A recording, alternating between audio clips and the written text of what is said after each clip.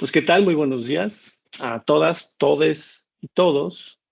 Desde el 2021 hemos llevado en Ecosur 12 sesiones del Seminario Académico Institucional del Colegio de la Frontera Sur, titulado ¿Cómo rompemos el pacto patriarcal?, que se centra en encontrar respuestas a las preguntas importantes sobre la violencia de género en las instituciones de educación superior, en las familias, en las ciudades, en la política. Hoy en la sesión número 13 y hemos invitado y aceptado la invitación a Ana Francis Moore, diputada por la Ciudad de México y presidenta de la Comisión de Igualdad. Y con ella vamos a dialogar y a profundizar, intentando responder cómo creamos pactos no patriarcales desde la política pública de la ciudad más grande de Latinoamérica. Nos referimos a la Ciudad de México. Ana tendrá entre 30 minutos para hablar de su experiencia, de sus estudios, de su aprendizaje, de las visiones acerca de los retos que enfrentamos distintas comunidades a las que hemos acompañado para crear pactos no patriarcales y construir de una manera transversal espacios libres de violencia, sobre todo la violencia de género. A todas, todes y todos les invitamos a compartir en este espacio su experiencia, a presentar renovados posicionamientos en torno a las múltiples problemáticas que enfrentamos hoy en México, la próxima sesión en España y la que sigue en Argentina, para dar respuesta a las demandas y denuncias de distintas comunidades que exigen un alto contundente y comprometido a la violencia de género en contra de las mujeres, de las infancias, de las disidencias sexogenéricas. Al mismo tiempo, pediremos a todos abunden o amplíen sus reflexiones para enfrentar otros malestares con el pacto patriarcal, cómo nos afecta en lo cotidiano, cómo nos ordena, cómo se colude con otros sistemas de opresión, como son el capitalista, el racial, el neoliberal, el colonial, el heterocentrista, el capacitista, el adultocentrista y todas las intersecciones de todos ellos. Rápidamente, y antes de dar la palabra a Ana, para que ella se presente, les platico que esta serie de seminarios son convocados por el Grupo Académico de Estudios de Género de Ecosur, por la Unidad de Igualdad de Género de Ecosur, por el Sindicato Único de Trabajadores Administrativos Técnicos y Académicos de Ecosur, por el PRONACE CONACYT, que se titula Desarticulando la Violencia Juvenil y de Género, por la Presidencia de la Comisión de Igualdad del Congreso de la Ciudad de México, por la Defensoría del Pueblo de Barcelona y por la Federación Nacional de Docentes Universitarios de Argentina. A todos ustedes, muchas gracias. Y adelante, Ana, ¿cómo estás? ¿Quién eres? ¿Desde dónde nos hablas? Déjame primero que nada poner mi relojito para que no se me haga bolas el engrudo. ¿Cómo están? Claro. Muy buenos días. A ver, primero que nada, justo empiezo por quién soy, cómo están. Yo soy Ana Francis, mi nombre artístico es Ana Francis Moore. Tengo un nombre artístico porque me dediqué al escenario a hacer teatro cabaret, que es teatro de sátira política, durante, bueno, desde los 20 años hasta hace 2 años de tiempo completo, con una compañía de teatro cabaret que nos llamamos Las Reinas Chulas y que nos hemos dedicado toda la vida a hacer teatro de sátira política. Yo estudié actuación. Y terminandito la carrera de actuación, empecé con un cuestionamiento fundamental que tenía que ver con el tipo de personajes que me tocaban. No solamente el tipo de personajes que me tocaban por tener cara de maciza, porque esta la tengo al parecer desde siempre.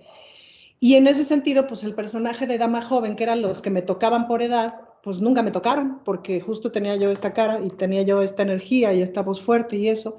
Entonces me daban de pronto personajes de mucho más grandes, digamos, en la escuela, y eran súper difíciles, porque a los 20 años, ¿qué vas a estar entendiendo de las brujas de Macbeth? Es decir, se necesitaba un alma de otra edad para hacer esos personajes. Y a la hora de salir al mundo, de salir a la carrera profesional y etcétera, tenía yo un casting muy difícil, porque soy blanca, soy güera, pero no soy espigadita como para salir de la rica del Pedregal en la telenovela. Y no soy, a mí me tocó la generación en donde se empezó a utilizar este casting de latina internacional, es decir, blanca de pelo negro, es decir, lo más morenita que se puede es que sea blanca de pelo negro, ¿no? Para los medios audiovisuales. muchas, digamos, intersecciones que me fueron atravesando y que me hicieron preguntarme, amén de que venía yo de una familia de 5 mujeres, con una madre muy aguerrida y muy trabajadora, con 0 teoría feminista, pero muy aguerrida, en donde el primer patriarca al que tuvimos que derrumbar fue mi padre. Entonces, pues me empecé a preguntar eso, ¿por qué me tocaban esos personajes? ¿Por qué no me tocaban personajes de mayor amplitud? ¿Y por qué a ninguna mujer le tocaba un buen personaje? Porque los personajes todos eran chiquitos, 3 escenitas y etcétera. Tomemos Hamlet, por ejemplo. Todo mundo ha leído alguna vez la obra de teatro de Hamlet, y si ustedes analizan Hamlet así en 2 patadas se las cuento, pues Hamlet es este príncipe que le matan al padre, pero se lo mata el tío, lo descubre en el camino que el tío fue el que lo mató, pero además el tío se casó con la madre, entonces cuando Hamlet llega al funeral de su padre, al día siguiente es la boda de su madre con el tío, y entonces se hace una tragedia enorme, porque además el fantasma del padre viene y le dice, Hamlet, tienes que vengar mi muerte. Entonces Hamlet está todo atormentado, porque no es que necesariamente regresó para estar matando gente, él estaba muy a gusto estudiando en Flandes, pero tiene que regresar a vengar la muerte del padre, porque así se lo pide la sombra del padre, etc. Y entonces viene todo este tránsito. Claro, tiene una novia que se llama Ofelia, a la cual quiere mucho, y la novia Ofelia, ahí está. Y entonces Hamlet hace todo un recorrido, va hasta Londres, regresa, manda a matar a sus amigos porque el tío lo había mandado a matar a él, y entonces él cambia la carta para que los ojetes de los amigos que lo traicionaron sean los que mueren, y regresa y se hace pasar por loco y contrata una compañía de teatro para que represente cómo el tío mató al padre, y luego todo termina en tragedia, se mueren, etc. Y Hamlet tiene toda esta cuestión de si el reino, si el deber, si él mismo, si los amigos, si el amor de Ofelia, etc. Y Ofelia es una mujer que ama a Hamlet y se muere en 3 escenas. Fin. Entonces, pues una como actriz dice, híjole, pues la verdad es que el personaje de Hamlet está más padre, porque tiene más escenas, tiene más conflictos, tiene más universo. Y el conflicto de Ofelia es que Hamlet no la quiere. Fin.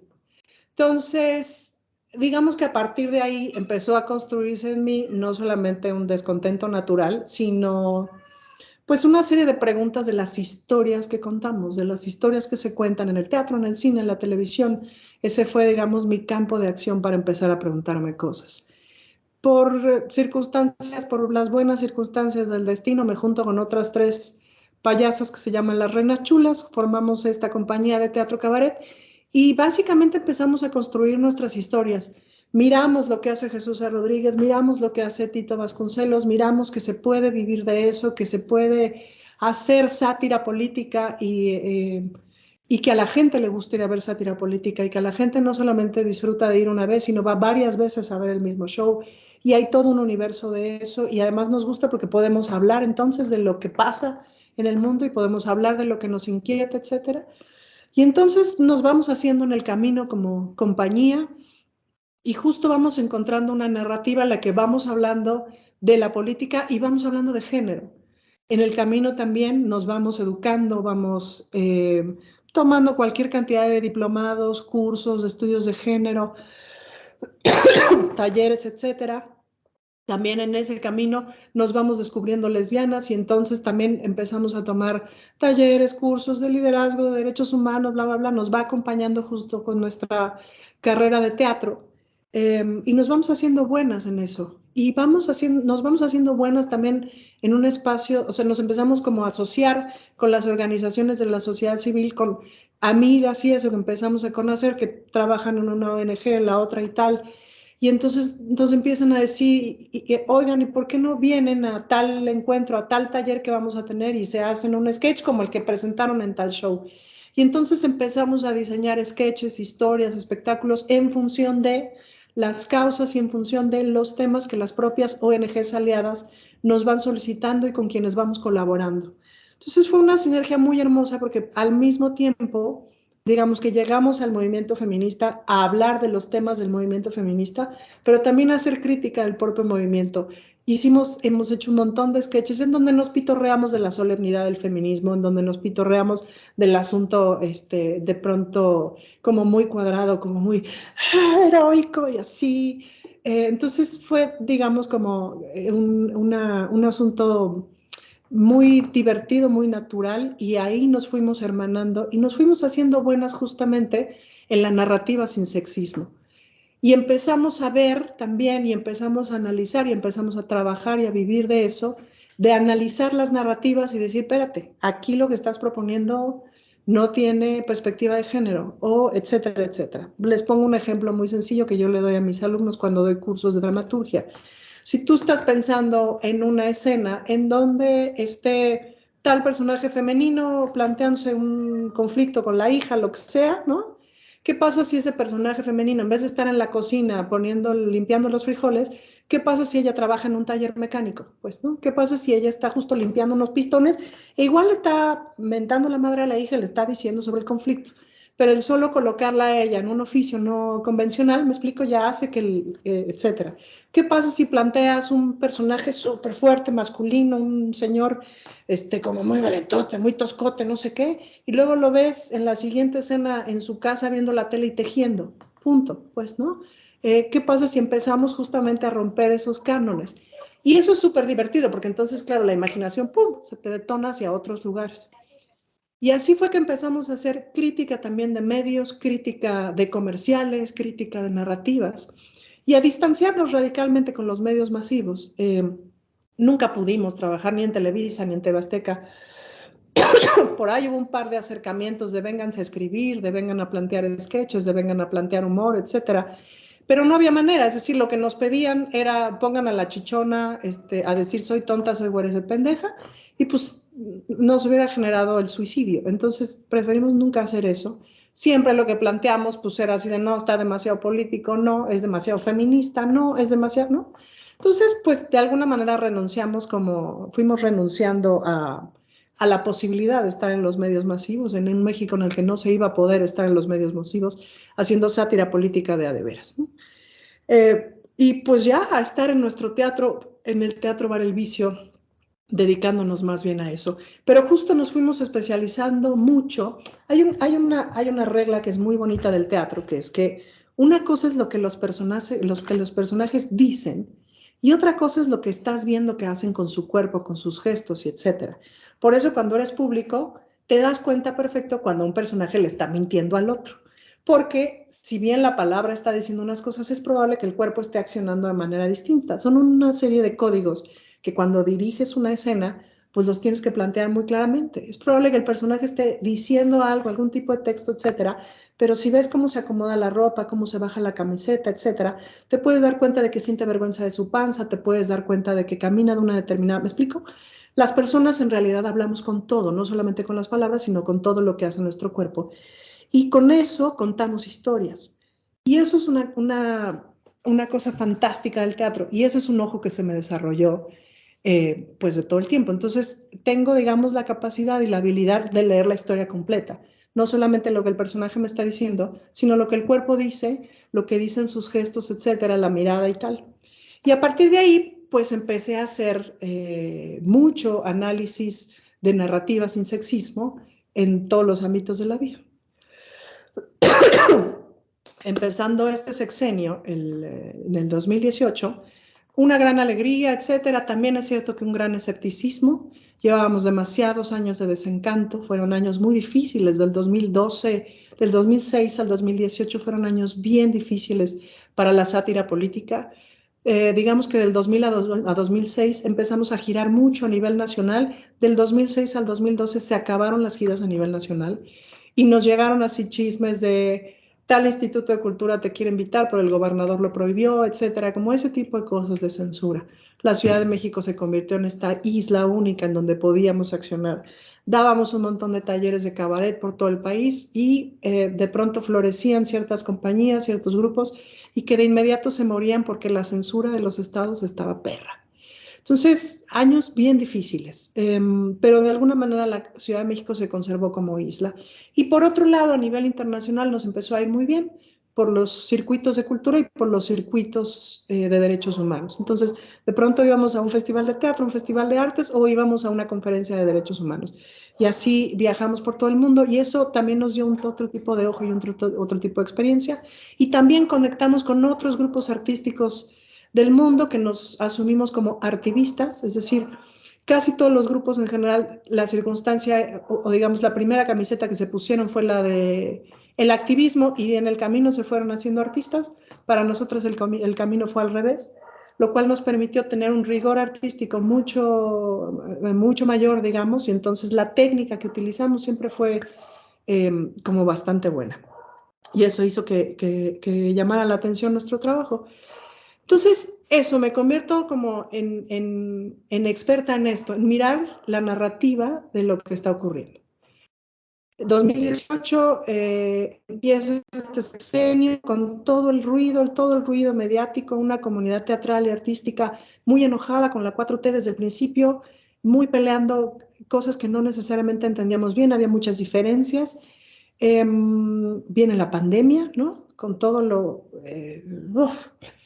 lo raro. En la pandemia las Reinas Chulas empezamos a hacer cabaret Zoom desde muy prontito, como al mes de la pandemia, porque pues había que mantener el teatro, había que mantener toda la estructura de los empleados y etcétera, y sentíamos muchísimo compromiso y bueno, había que mantenernos a nosotras, por supuesto. Entonces empezamos a hacer cabaret Zoom, la gente reacciona increíble, nos apoya un montón, hicimos durante la pandemia 10 espectáculos por Zoom, hemos de haber sido de las primeras compañías en el mundo que sacamos un espectáculo por Zoom y nos fue muy bien y fuimos experimentando un montón de cosas ahí, haciendo casi que cine en vivo con un montón de recursos y tal, y eso fue una experimentación maravillosa. Y siempre con estas narrativas. Y luego en el 2020, por ahí, 19-20, me invitan a hacer conducción de un programa de televisión en Capital 21 que se llama Aunque usted no lo vea, que es justamente es este intento por tratar de mostrar lo que está detrás de las fake news, es decir, la información verdadera en vez de las fake news, o a partir de lo que plantean las fake news y a partir de toda esta infodemia que en ese momento, les recuerdo, todavía estábamos todo el mundo muy confusos de qué era verdad y qué era mentira, y todavía teníamos como, bueno, por lo menos a mí me costaba mucho trabajo creer que todos los medios grandes estaban tan sincronizados en establecer esta serie de mentiras narrativas. Gracias a este programa empiezo a conocer opinadores que nunca en mi vida había visto en ningún medio, que nunca había leído en ninguna parte, gente brillante que me empiezan a explicar la realidad. Y es un programa muy bueno justo que me abre unos otros ojos y que me abre unos ojos brutales en razón también de como todo el camino que había yo seguido junto con las ONGs durante tantos años, ¿no? Digamos, de todo lo que había más allá de las ONGs, pues, ¿no? Y de todo lo que estaba ocurriendo también con la Cuarta Transformación, todas sus contradicciones y las cosas que estaban sucediendo, pues, ¿no? Y entonces empiezo a pensar, digamos, de alguna manera, de una forma un poco más amplia. En ese momento me invitan a ser diputada de la Ciudad de México y ahí me cambia radicalmente la vida, pues, ¿no? Ya me habían invitado algunas otras veces otros partidos a ser diputada, la verdad es que nunca había querido aceptar, me parecía que mi lugar estaba en otro lado, pero esta vez dije, no, sí quiero ser parte de este proyecto, lo pensé como 15 minutos, la verdad es que no lo pensé más. Y entonces comienza un proceso, bueno, viene el proceso electoral, el gran revés que nos llevamos en la Ciudad de México, porque tenemos menos votos de los que se esperaban, etcétera. Entonces comenzamos el periodo pues con esa complicación, con ese sacón de onda, todavía medio pandemia, tratando de leer y de entender las circunstancias de la Ciudad de México, por qué la gente había votado así, qué había pasado, la suma de circunstancias entre el mal trabajo interno o no, entre la traición interna o no, en fin, toda esa serie de lecturas a las que no tenía yo acceso porque nunca en mi vida había tenido vida partidista, aunque siempre estuve cerca del movimiento. Entonces, pues un montón de lecturas. Pero digamos que ahora sí, yendo directamente al tema, llego a trabajar al Congreso de la Ciudad de México, el día número 1, y es la primera vez que empiezo a trabajar con hombres heterosexuales, porque la verdad es que durante la vida del cabaret trabajé fundamentalmente, crecimos juntos una generación, juntos y juntas, una generación de cabareteros y cabareteras y cabareteres, pocos heterosexuales, pero digamos que juntos fuimos haciendo el camino del feminismo, juntos fuimos haciendo el camino de los derechos humanos, porque construimos juntas los espectáculos, porque fuimos escuchando las mismas conferencias, porque fuimos reflexionando, porque en las giras hablábamos un montón de qué significa ser hombre, qué significa ser mujer, con qué cosas creces, y 300 conversaciones sobre qué te pasa en el amor, qué te pasa en las relaciones, qué te pasa con tu ser hombre, con tu ser mujer, etc. Entonces, digamos que mi vida laboral durante 20 y tantos años fue muy acompañada de personas en el mismo proceso que yo, es decir, y que fuimos acompañando nuestros propios procesos de construcción de otra cosa, de construir los lazos de otra manera, de romper todo pacto patriarcal. No había un pacto patriarcal, pues nos fuimos cocinando juntos, pues. Entonces salgo de ese ambiente y llego de pronto a una bancada y a un congreso de 66 personas, yo soy la número 66, pues, en donde están señores políticos, ¿no? Señores políticos con todo el arquetipo que ustedes se puedan imaginar, ¿no? De vamos a resolverlo a la cantina, en donde está fundamentalmente un club de Toby, ¿no? O sea, el primer día están, hay una serie de cosas que se acuerdan el primer día, cómo se conforma la Junta de Coordinación Política, cómo se conforma la mesa directiva, etcétera, una serie de peleas. Y claro, la oposición estaba muy empoderada por las elecciones. Y mi bancada estaba relativamente desarticulada, había muchas broncas que venían de la primera legislatura, habíamos personas nuevas que, pues, a ver, ¿no? Y entonces había una desarticulación, una cierta desarticulación, cierto enojo. Entonces yo me acuerdo y me miro a mí misma en esta escena, en el primer día del Congreso, en donde había grupitos de señores, así como en team back, ¿no? Señores trajeados y hablando fuerte, hermano, no sé qué, y hablándose fuerte, y en esta actitud así de te invado el espacio corporal y te hablo de cerquita y soy más macho que tú y entonces no sé qué, ¿no? Y me acuerdo de yo metiéndome así como ¿de qué hablas? Quiero entender, pues sí, ¿sabes?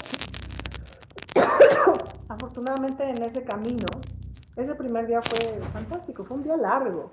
Llegamos tempranito a las 8 y tantas y salimos de ahí en la noche, si no es que en la madrugada, no me acuerdo, pero ya noche, porque los acuerdos tardaron mucho en tomarse, pues, ¿no? Y luego tampoco es como que entiendes quién está acordando qué en dónde, ¿no? Entonces pausas en donde se acordaban las cosas, etcétera. La presidencia y la vicepresidencia de mi bancada son dos mujeres, Marta Ávila y Guadalupe Morales, pero las presidencias de las otras bancadas son señores, ¿no? Entonces, y veo cómo se comportan ellas ya venían de la primera legislatura, y empiezo a leer justamente todo esto, pues no empiezo a leer cómo se viste la gente, cómo se visten los señores, qué señores, pues, ¿no? Del lado, digamos, de la oposición, los trajes son perfectos, son iguales, es la misma corbata, las parejas coinciden, varios señores en unas parejas muy como de un mismo tipo de mujer, con el cabello alaciado, rubio, no necesariamente rubio natural, pero rubio, etcétera, tacones, etcétera, como de buen tamaño, ¿no? Del lado de la bancada de Morena hay una diversidad importante de formas corporales, de colores de piel, yo soy de las más blancas, de formas de hablar, los acentos según la zona de la ciudad en la que creciste son bien distintos, esa ha sido también una de mis especialidades. Y estas formas políticas, ustedes se acordarán de aquel personaje que hizo Héctor Suárez, del político, que salía y hablaba y hablaba y hablaba y no decía nada, pues, ¿no? Y era muy particular. Entonces, pues claro, yo me empiezo a divertir como enana, porque todo eso es un súper material para mis sketches internos, pues, porque no era como que iba yo a hacer ningún sketch, pero es una maravilla para comprender cómo es el entorno. Se hacen los acuerdos, afortunadamente nos encontramos 7 diputadas que ahí nos estábamos viendo así de manita, ¿qué hago? Súper sacadas de onda. 6 de nosotras éramos diputadas por primera vez, entonces entre que la pausa y no sé qué, platicamos un ratito de tu feminista, yo también, yo no sé, pero quiero, venga. Entonces nos hicimos bolita y dijimos, pues vamos juntas, chata, y vamos construyendo aquí agenda feminista porque, ¿no? Esto está muy hostil. Y como a los 2 o 3 días, uno de los diputados del PAN agredió a la coordinadora de nuestra bancada, no me acuerdo si esa vez fue, perdón, gatito, espérate, que le llegó y le hizo así en el hombro, ¿no? Entonces nos pusimos, pero como locas en 2 patadas, dijimos, momento, a gritos y así, ¿no? Y ahí lo detuvimos y paramos la sesión y, ¿no? Y empezamos a hacer eso los primeros 6 meses, pues como a detener estas machinadas. Un diputado también de Acción Nacional, al referirse a una de mis compañeras que es joven, dijo su candidez no sé qué, y la otra, pero de volada dijo, momento señor, ¿de qué me está hablando? Porque soy joven, me dice que soy cándida, eso se llama discriminación, etcétera, etcétera. Entonces, como que todas superpilas empezamos a frenar justamente esta lógica de la política es así, es masculina, es violenta, es agresiva, es gritona, es entre señores, y dijimos, se acabó, porque además somos más mujeres en el Congreso de la Ciudad de México, pues, ¿no? Empezamos a hacer, yo empecé a hacer con todas las diputadas, les empecé yo a pasar tarjetitas de, en la legislatura pasada, los hombres tomaron más tiempo la tribuna en este porcentaje. En la legislatura pasada, los hombres presentaron muchas más herramientas legislativas en este porcentaje. Y empecé así a pasarles tarjetitas a todas, pues, ¿no? Como de estas desigualdades de la narrativa general, pues, ¿no? De cómo se mira.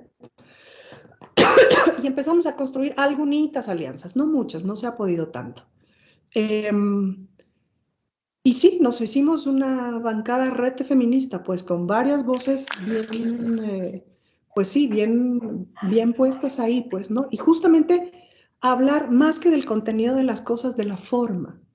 Para mí eso ha sido como el gran trabajo, digamos, en esta legislatura. Todo el tiempo está hablando de la forma. Y voy a poner otro ejemplo. En un convivio, ¿no? Un diputado llegó con 2 muchachonas así, vestidas muy apretado, muy arregladas, no sé qué, no sé qué. Es un compañero que se estaba divorciando, ¿no?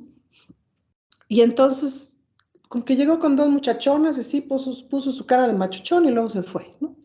Entonces, luego le dije, oye, varias cosas, te cuento la historia que se ve. La historia que se ve es que eres tan poca cosa que ni siquiera puedes estar con alguien que te quiera, sino que tienes que pagar. Entonces, no te ves machuchón, güey, no te ves valientote, no te ves guapote. Lo que se ve es que tienes que pagar porque alguien quiera darte una caricia. Y eso a estas alturas del partido es patético. Te lo comento. Es tu cuerpo, es tu dinero, tú sabes dónde pones tus cosas. Pero la lectura ha cambiado. Eso se ve mal. En este Congreso, en este contexto, se ve mal. Y se va a seguir sintiendo y se va a seguir viendo mal, pues, ¿no? Entonces, como ese tipo de cosas son importantes, grandes conversaciones que he tenido con varios compañeros, justamente de este tipo de cosas, pues, ¿no? Que me preguntan, bueno, ¿cómo se rompe el pacto patriarcal? ¿Cómo me dijo, güey, a ver, si tú sabes que tienes un amigo, un conocido que no está pasando la pensión alimenticia, pues, güey, ya no le hables. O sea, dile algo, pues, ¿no? No lo veas así como de, ay, sí, es que pinches viejas. Me explico, salte de ese grupo. No pertenezcas a eso. Si se pasan fotos, no sé qué, salte de ese grupo. No pertenezcas a eso. Revélate. Yo sé que es difícil, porque es mucho el sentido de pertenencia. Pero di algo, o sea, con quedarte callado y no mandar fotos no es suficiente, porque estás siendo parte silenciosa. Estás siendo como quienes se quedaron de bystanders viendo pasar el tren con los judíos rumbo a los campos de concentración. Es exactamente lo mismo. Entonces, ya no es suficiente eso. Y he empezado también a platicar como de muchas de las ventajas de romper el pacto patriarcal. Hay una cosa que le pasa, siento yo, a muchos de los señores heterosexuales conmigo, que es que como soy abiertamente lesbiana, entonces no tienen que fingir la galanura ni esta cosa como de soy hombre heterosexual, entonces si es una mujer con la que estoy hablando, siempre tengo que aplicar la seducción y viceversa. Entonces, conmigo no tienen que aplicar eso. Entonces, de pronto podemos justamente tener conversaciones más honestas y más francas y generar amistad, que es muy bonita. Yo la verdad es que he disfrutado mucho de estos 2 años como hacer amistad con hombres heterosexuales y soy muy curiosa. Entonces, todo el tiempo les pregunto cosas, pues, ¿no? Les pregunto sobre su vida sexual y les pregunto sobre su paternidad y les pregunto, ¿no? Recién acabamos de hacerles una encuesta a todas las diputadas y diputados de cuánto tiempo pasan en el cuidado de sus familias y de sus casas y etcétera, pues, ¿no? Entonces, todavía no tengo los resultados, los puedo más o menos prever, pero sí hemos hecho muchas manifestaciones de pronto cuando sobre todo primero y segundo periodo del primer año, que había esta tendencia como de vámonos a quedar hasta las 3.500 de la mañana a necear, porque no era quedarse realmente a trabajar, sino a necear. Y siempre hemos puesto el acento de cómo se ve que alguien cuida a sus hijos, uno, cómo se ve que eso ni siquiera les preocupa, porque inmediatamente cuando se ve que se va a alargar la sesión, empiezas a ver a todas las diputadas, a todas las de intendencia, ¿no? O sea, como mandando mensaje de vas a tener que pasar por los niños, de ahí te encargo que les des de cenar, etcétera, ¿no? Y ese tipo de cosas que a cada rato les decimos para que tengan conciencia, pues, ¿no? Y yo siempre digo en las entrevistas, ¿tú confiarías en un legislador que no conoce a sus hijos? Que los ve cuando o sea, los ve dormidos en la mañana y los ve dormidos en la noche, que no participa en la crianza de sus hijos. Pues yo no, la neta, pues, ¿no? Y en esta legislatura, por ejemplo, una compañera se echó buena parte de su embarazo y ha llevado a su niña, es una compañera del PT, y ahí la hemos ido conociendo y acompañando a crecer. Otra de las compañeras lleva mucho a su hija adolescente, es decir, es un espacio amistoso para las criaturas. Aunque no tenemos ni ludoteca, ni tenemos lactario, ni eso, de alguna manera tampoco hay como, habría que pensarlo, habría que ponerlo, pero digamos que tampoco hay mucho espacio donde el Congreso de la Ciudad de México es muy chiquito, pero digamos que hay esta como permisibilidad explícita de que las criaturas pueden estar ahí y van a estar bien, van a estar seguras, y no es así como de, ¿cómo se le ocurrió traer a su hija? No, de ninguna manera, al contrario, ahí nos estamos pasando a la criatura. Recuerdo mucho a Héctor Díaz Polanco abriendo sesión diciendo, hay quórum y un bebé, ¿no? Entonces, como este tipo de prácticas se empiezan a dar. Y pues también la idea es romper la lógica de la cantina, pues, ¿no? De las decisiones en lo oscurito y etcétera. Que pues no. Es decir, yo no imagino a mi coordinadora y mi vicecoordinadora yéndose a ninguna cantina porque, pues, ¿me explico? Porque sé que se van a su casa temprano porque tienen vida familiar, etcétera. No son como de esa onda, ¿me explico? Y pues con ellas tienen que arreglar porque es la bancada mayoritaria y se joden. Entonces, ha sido un proceso muy interesante ver a los señores blancos y güeros, tenerse que arreglar con la Morena Chaparrita, que es la coordinadora de la bancada más poderosa de este país, que es la bancada de Morena, de uno de los congresos más poderosos de Latinoamérica, pues, ¿no? Pero ella es una mujer chaparrita, morena de Iztapalapa. Y ver al alto blanco güero de la bancada del PAN mordiéndose todo su racismo y todo su clasismo y toda su misoginia y teniendo que acordar con ella y de buenas, porque si a la mayoría no se nos da la gana, no pasa lo que tiene que pasar, pues, ¿no? Entonces, esos son equilibrios de poder súper interesantes. Por supuesto, no he visto que mi coordinador abuse de su poder, al contrario, pues, ¿no? Pero todas esas lecturas, esos juegos, o sea, todos los comentarios clasistas, misóginos, racistas, etcétera, que se le salen a la oposición, puta, son de un interesante en términos de análisis, ¿no? Todo el tiempo están como tratando de señalar como tratando de señalar a dónde pertenecemos, qué representamos, qué somos. Y eso ha sido un proceso súper, súper, súper interesante en términos de lectura. Entonces, un poco ya para ir cerrando, me parece que romper el pacto patriarcal tiene que ver con la práctica de la vida cotidiana. Es decir, tiene que ver con abandonar una práctica extractivista de las relaciones humanas. De alguna manera hemos construido también por la cercanía con Estados Unidos, es decir, no hay que olvidar que culturalmente hemos sido invadidos por Estados Unidos. Estados Unidos, que es un país lo más machista del mundo, porque no respetan nada, porque extraen de todo el mundo, porque les vale pito cualquier regla de guerra de nada. Entonces, tienen una capacidad importante de destrucción y de romper las reglas. Y esa cultura la tenemos también, pues, ¿no? De alguna manera con el resto de América Latina y con el sur de México, pues, ¿no? Digamos que de alguna manera centro y norte del país tiene de alguna manera en la cultura esta especie como de naturalización de la explotación del sur, pues, ¿no? Y de naturalización de la explotación del sur, de todos los sures amplios, es decir, de la gente más morena, de la gente pobre, por supuesto, y en ese sentido también de las mujeres.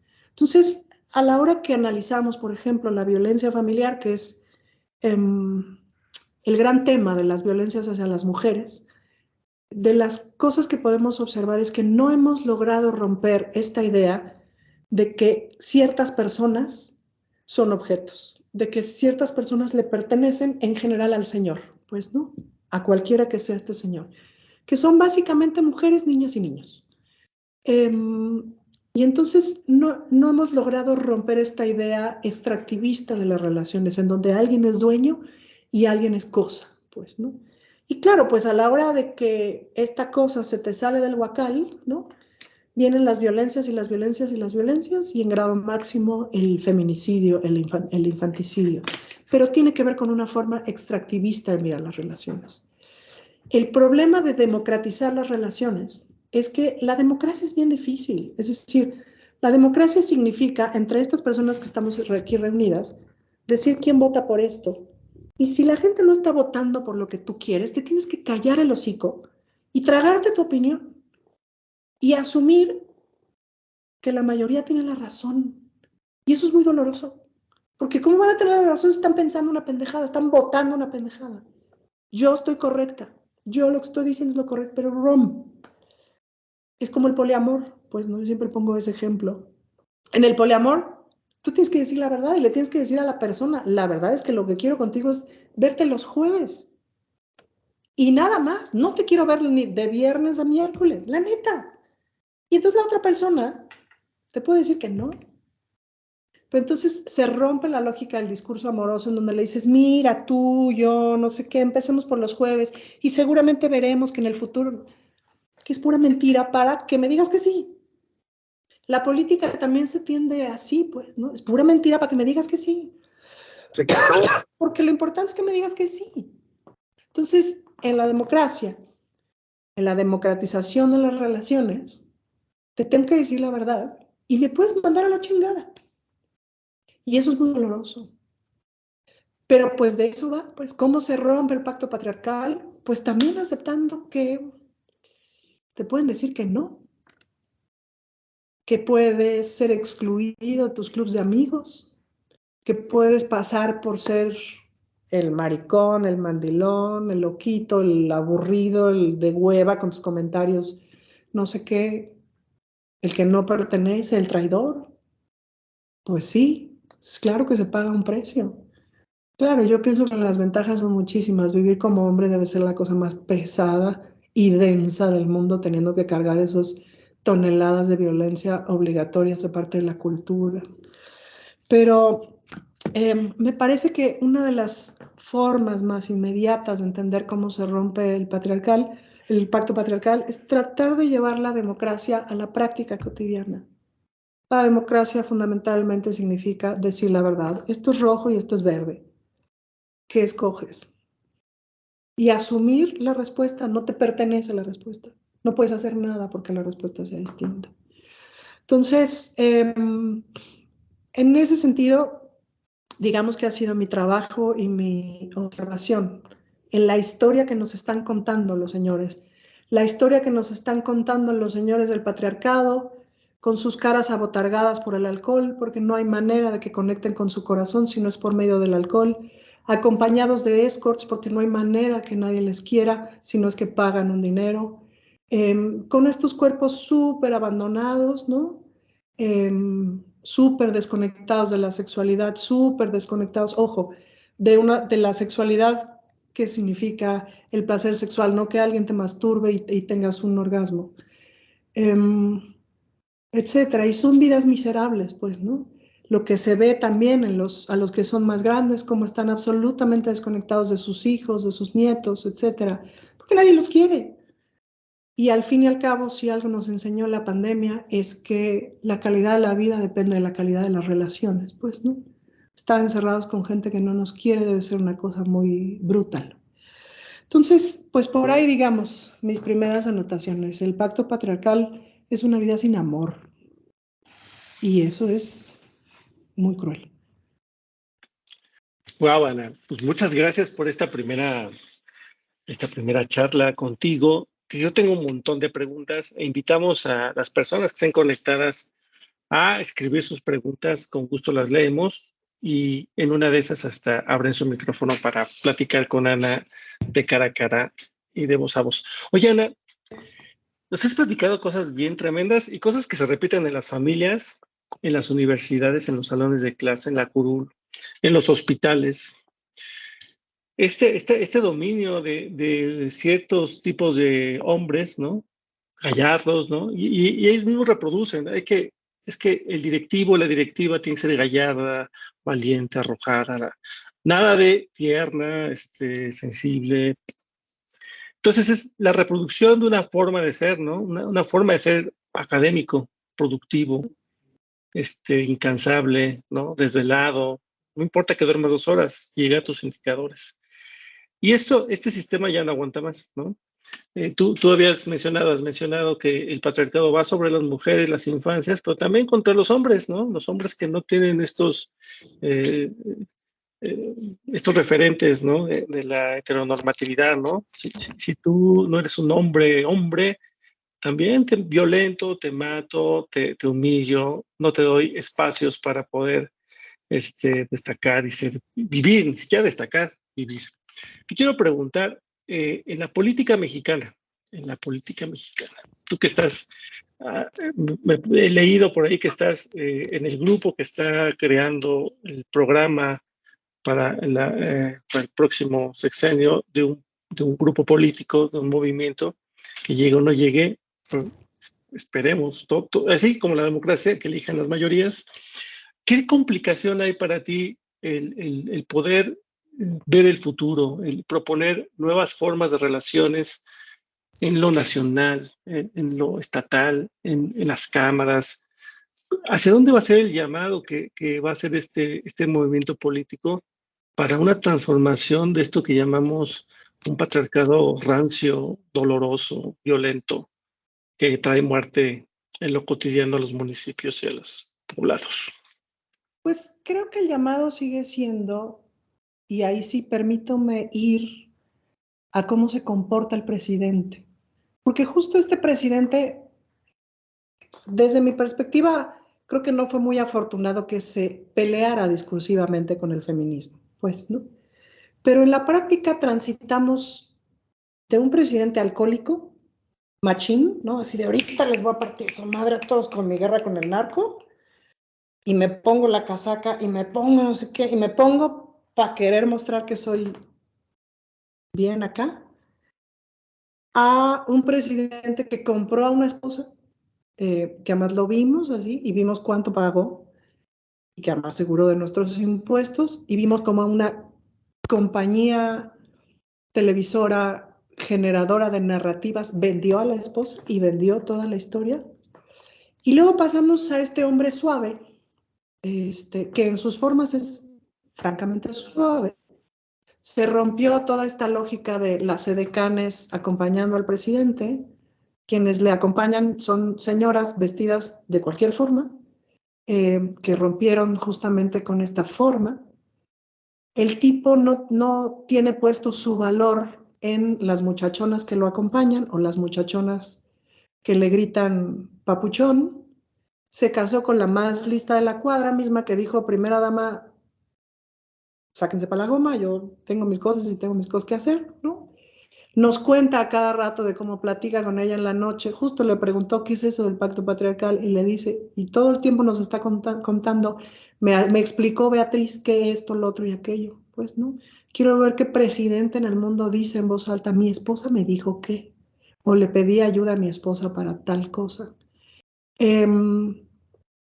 Que es un buen papá, que siempre fue un papá presente, que a cada rato nos manda fotos que con los hijos, o sea, cuando toca las celebraciones del fin de año, de los cumpleaños, no sé qué, fotos con los hijos, con los nietos.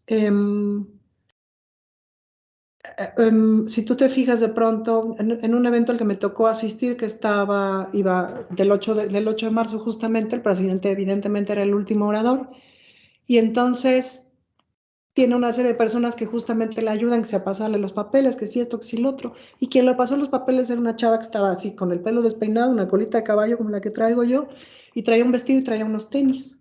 Me explico, cero que ver con los tiempos del alcohol y del... Perdón que haga tanta insistencia en el alcohol, pero es que está muy, muy de la mano del patriarcado, pues, ¿no? Y muy de la mano además de las adicciones, que es un problema nacional, pues, ¿no? Debe ser la mayor adicción. Y va acompañado justo de una manera de entender la masculinidad, ¿no? Se quita del gobierno la práctica del alcohol, es decir, de todas las oficinas y etcétera, salvo el Poder Judicial, por supuesto, se quita el que te sirvan tu whiskote con el presupuesto público y, y eso cambia radicalmente la forma. Entonces, y empieza a poner en el poder real a mujeres. Pues esto cambia la lógica de todo, pues, ¿no? Nadine Gassman, la presidenta de las mujeres, escribió hace un mes más o menos un artículo muy interesante en donde decía, primero desde la política masculina hacían todo el pancho de puta, ahí vienen las mujeres, entonces ahora vamos a hablar de detergente en vez de hablar de los asuntos de política de verdad, etcétera, pues, ¿no? Entonces, primero fue a codazos así el empezar a ocupar los lugares y la paridad y la paridad y la paridad. Es cierto que pasar del 10% al 30% de mujeres costó mucho trabajo, pero pasar del 30 al 50 ya no, porque entre más somos, pues más nos echamos la mano y más empujamos y etcétera, pues, ¿no? Y ahora que hay una paridad total, es importante recordar que México es de los países más paritarios del mundo, y eso es muy importante. Pues empezamos a colocar unas otras agendas que tienen que ver más con el cuidado de las personas. Porque sí, culturalmente se nos ha entrenado por milenios para cuidar. Para cuidar, pues, ¿no? Porque tener una familia no solamente significa hacer de comer, lavar la ropa, etcétera, sino significa proveer de amor, proveer de constancia, proveer de contención emocional, ¿no? Sí, de contención emocional, pues, ¿no? Entonces, es interesante ver cómo, pues, que empieza a cambiar también la concepción de la política, es decir, ¿para qué quieres una determinada política pública? Y en ese sentido, pues la política del bienestar, digamos, tiene mucho más sentido, pues, ¿no? Y empiezas a ver ejemplos ya en la práctica, ya muy avanzados, como el de Clara Brugada en Iztapalapa, en donde ella ya instaló centros de cuidado, pues, ¿no? Entonces, tienes este parque enorme en donde hay deportes, las clases de cajón que todo mundo podría conocer, pero además hay lavandería comunitaria, pero además hay comedor comunitario, pero además hay casa de cuidado del adulto mayor de día, donde tú vas, dejas a tu viejito, compras tu comida completa por 11 pesos en el comedor comunitario, dejas tu ropa en la lavandería por un pesito, y entonces, si tú, mujer, ya no tienes que lavar la ropa, no tienes que hacer de comer y no tienes que cuidar a tu viejito, ¿qué crees que tienes? Tiempo. Lo que no hemos tenido por milenios. Tiempo para ti. Y entonces, pues la cosa se pone súper interesante, pues, ¿no? Entonces, se rompe esta idea como violenta de la política. Se rompe esta idea extractivista y de fútbol, de ganamos 3-2. Porque cuando cuidas una familia, nadie puede perder.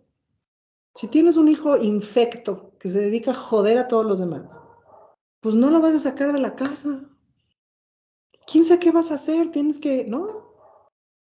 Así, pues sobrellevar, hacer tal estrategia, tal otra, pero nunca está dentro de tus opciones expulsar a ese güey.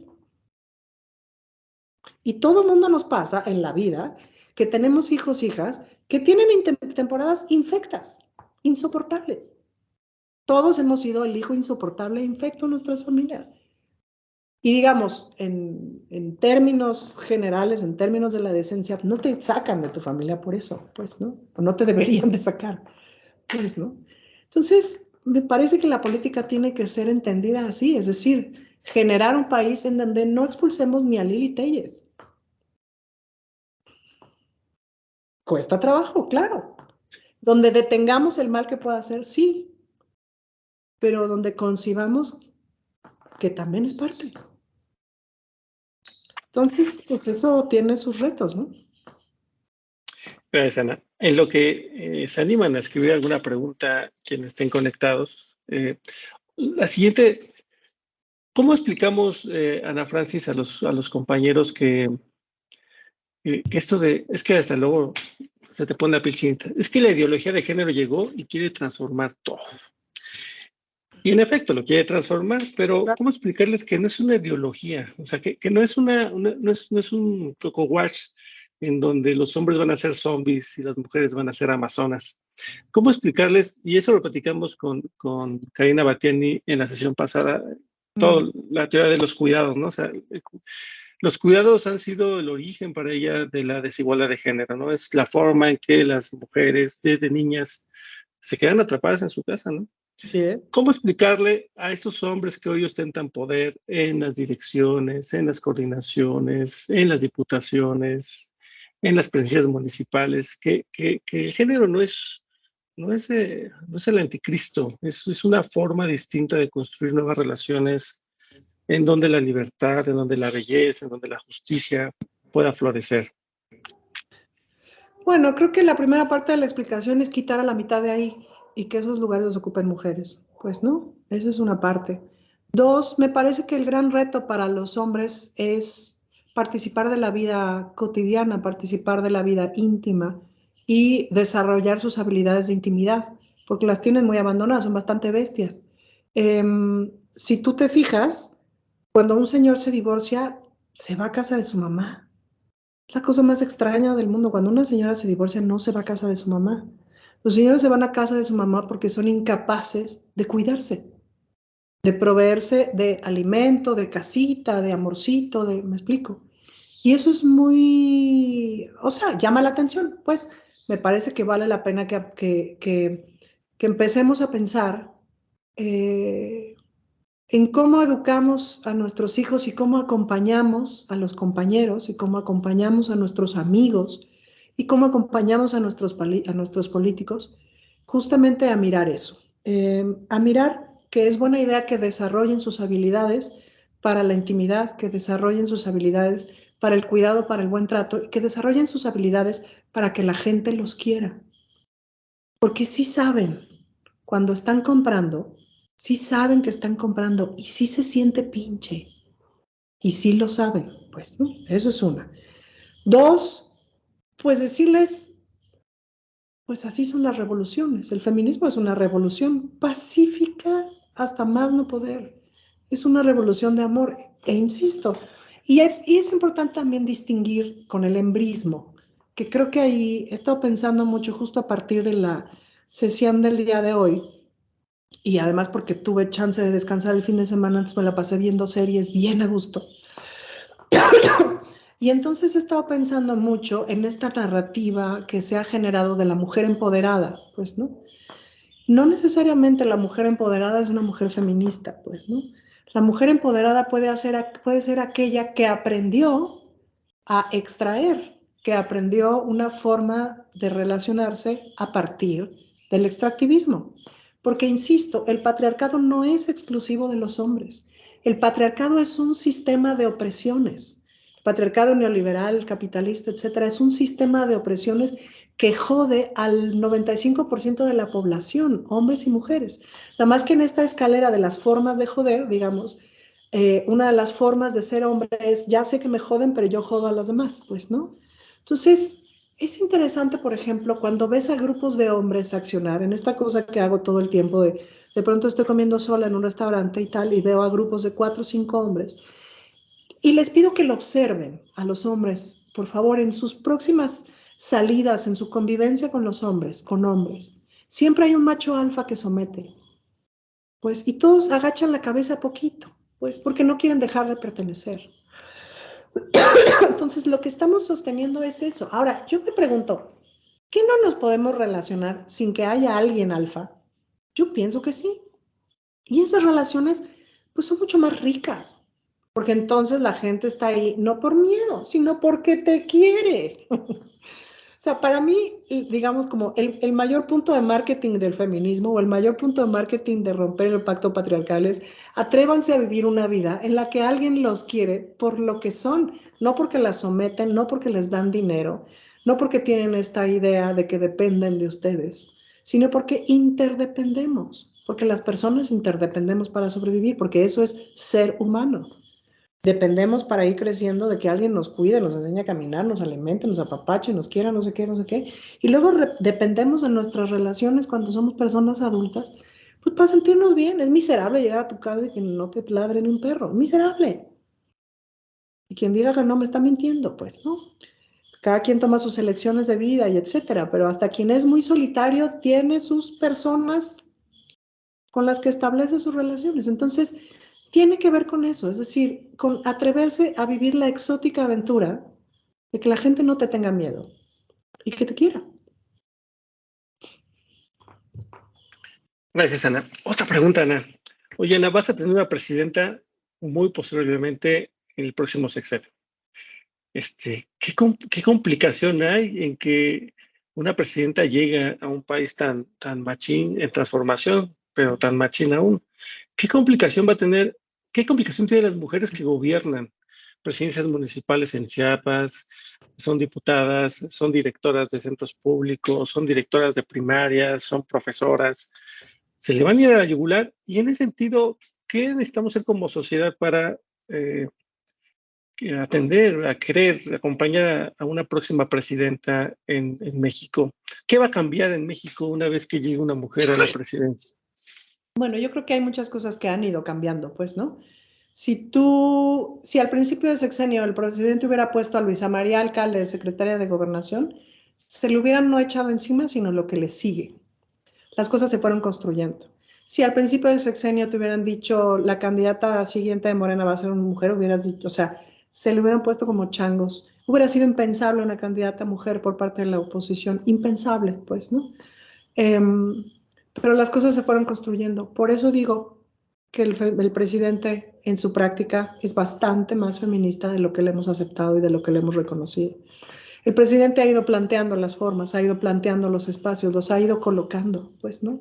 Primero le coloca, primero suelta los nombres de las corcholatas y no sé qué, y no sé qué, y va construyendo todo esto, pues, ¿no? Y a la militancia le queda claro que Claudia tiene que ser la candidata por continuidad, porque lo que queremos es continuidad, pues, ¿no? A eso es a lo que le apostamos. Y claro que le apostamos a que es mujer, pero sobre todo le apostamos al asunto de la continuidad. Ahora es muy interesante porque Claudia ha sido muy reacia, a veces se asume como feminista, pero digamos no es su primera bandera, es una mujer de izquierda. Yo con las compañeras de la militancia les digo, aquí habemos de dos, las que nos pusimos primero la camiseta feminista y luego la de izquierda, que es mi caso, y quienes se pusieron primero la de izquierda y luego la feminista. Pues porque nos encontramos con lo mismo, es decir, yo me encuentro en los feminismos que de pronto no estamos hablando del modelo económico, entonces digo, pues estamos hablando de pura pendejada, maestras, porque la onda, o sea, si quieren nos seguimos con los derechos humanos, pero en este modelo económico no van a prosperar. Por más que avancemos en la letra, no van a prosperar porque el modelo económico no lo permite, al contrario, fomenta que no tengamos derechos nadie, pues, ¿no? Entonces tenemos que hablar del modelo económico. Y dos, en la izquierda, pues sí nos empezamos a preguntar o sea, ¿por qué me toca a mí servir el café en las reuniones? ¿No? ¿Por qué por qué tengo que pelear contra el machismo-leninismo? Pues, ¿no? ¿Por qué los compañeros le tienen tanto miedo a la perspectiva de género y tanto miedo al feminismo? Entonces, pues digamos que ha sido la doble lucha. ¿Qué retos tiene? Fíjate que en eso también, insisto, el presidente ha sido muy atinado. Lo cierto es que cuando te ocupas del modelo económico, cuando es, digamos, de lo primero que te ocupas, es decir, cuando vas primero y que te pones como regla general, primero ir por las personas más pobres, ¿no? Las cosas empiezan a suceder de manera distinta. Entonces tienes como resultado que la mayor cantidad de personas sacadas de la pobreza son mujeres. Digamos, fue un resultado buscado específicamente por el gobierno de vamos a hacer estos programas sociales específicamente para sacar a más. No, fue un resultado consecuente porque la mayor parte de personas pobres son mujeres. Por lo tanto, se sacan más, ¿no? Entonces, fue una parte consecuente. Entonces, me parece que uno de los retos es eso, es seguir combinando justamente la perspectiva social ¿no? Mirar la desigualdad social fundamental y mirar la desigualdad de género fundamental, ¿no? Y no dejar de observar, fíjate que ahora con lo de la escuela mexicana, con lo de la nueva escuela mexicana, en las conversaciones de los chats activistas, que ya sabes, de pronto esta banda que no está con la 4T, pero no sé qué, pero más o menos, pero a veces, pero etcétera. Yo pertenecía a todo ese universo. O sea, hubo muchas veces trabajos que yo tuve en tanto ONGista, en donde yo estaba dando capacitaciones sobre cosas que tenía que estar haciendo el gobierno. Yo decía, qué padre que me paguen, pero esto lo tendría que estar haciendo el gobierno, no una ONG. Y entonces me parece que en este sexenio justamente se ha transitado y se ha tenido que transitar, y probablemente ha sido con las patas, a que las ONGs ya no hagan el trabajo del gobierno, sino observen el trabajo del gobierno. Pero el gobierno tiene que hacer el trabajo que tiene que hacer el gobierno, pues, ¿no? Una ONG no tiene la posibilidad de capacitar a todos los maestros en sexualidad. ¿Cómo le haces? Imposible. Entonces, con la discusión de la nueva escuela mexicana, yo leía y leía en los chats del ONGistas así de, puta, pues a ver si los maestros están capacitados. Están padres los libros, pero a ver si los maestros no la cagan en él, ¿no? Otra vez pensando que los maestros son una bola de pendejos y pendejas que han vivido quién sabe dónde, que tienen el cuerpo, que el cuerpo les acaba de llegar, que nunca han tenido relaciones sexuales y no se han preguntando las mismas cosas que nos preguntamos todas las personas. ¿Por qué es así? ¿Por qué no hay placer? ¿Por qué nos pasa de esta manera? ¿Por qué nadie me explicó? Entonces, ahí es donde de pronto dices, esta es una visión clasista de cómo debe ser, ¿no? Entonces, por eso te digo que el gran reto para las mujeres en la política es no perder los dos lentes, el lente de género y el lente de la desigualdad social, ¿no? Muy bien. ¿Qué crees, Ana? Parece que la cagué cuando configuré el Teams y me dice la gente que no puede escribir en el chat. No, tú no fui yo. Pero entonces voy a dar mi chat de WhatsApp para que puedan mandarme sus preguntas. Las que me conocen, pues ya están mandando las primeras preguntas. O les invito a que levanten su mano y abran su micrófono y puedan hacerle de forma respetuosa, así que con todo respeto, a Ana Francis su pregunta. Una pregunta de Ariadna, dice, mi pregunta es, me parece muy interesante que proponga la eliminación del alcohol, de los pactos políticos, y más considerando que es la vía en la que los hombres han logrado conectar con su vulnerabilidad. Pregunta, ¿en qué espacios desarrollar estas habilidades para la intimidad, para el cuidado, para la conexión? Segunda pregunta, ¿quiénes podrán ser aquellos que impulsen estas políticas, acciones o mecanismos para que los hombres desaprendan y reaprendan en México y en Chiapas? Entiendo que existen esfuerzos aislados e individuales, pero ¿valdrá la pena ampliarlo a una política transversal? Creo que tiene que ver, ¿sí? Tiene que ver con, ahora en el Congreso de la Ciudad de México acabamos de aprobar justamente que las alcaldías consideren presupuestos y proyectos de reeducación de lo masculino.